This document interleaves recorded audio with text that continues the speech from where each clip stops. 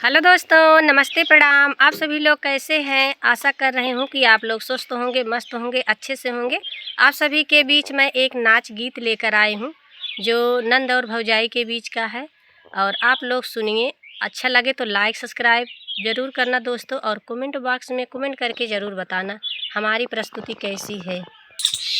हमसे झगड़ा करथी नदिया पिया, हमसे झगड़ा करथी नदिया पिया।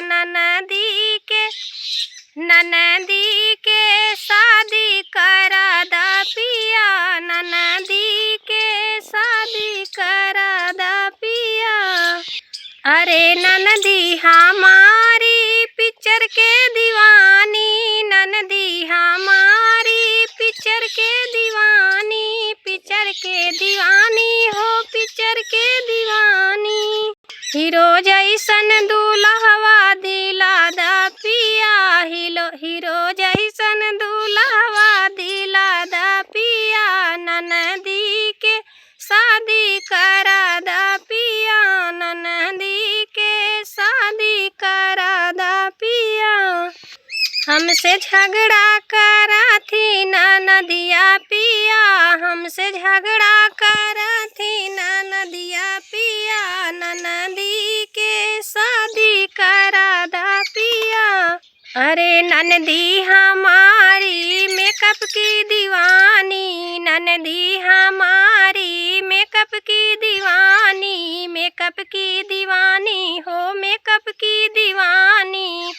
अरे ब्यूटी पार्लर बुक करा दा पिया, ब्यूटी पार्लर बुक करा दा पिया। ननदी के शादी करा दा पिया, ननदी के शादी करा दा पिया, ननदी के शादी करा दा पिया। ननदी के खाना बनवहु न आवे, ननदी के खाना बनवहु न आवे।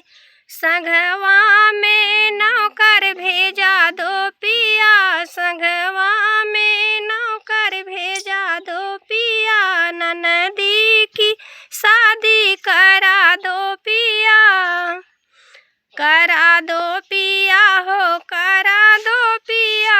ननदी की शादी करा दो पिया। हमसे झगड़ा करथी नदिया पिया, हमसे झगड़ा करथी नदिया पिया। नदिया पिया हो, नदिया पिया, नदिया पिया हो, नदिया पिया। ननदी के शादी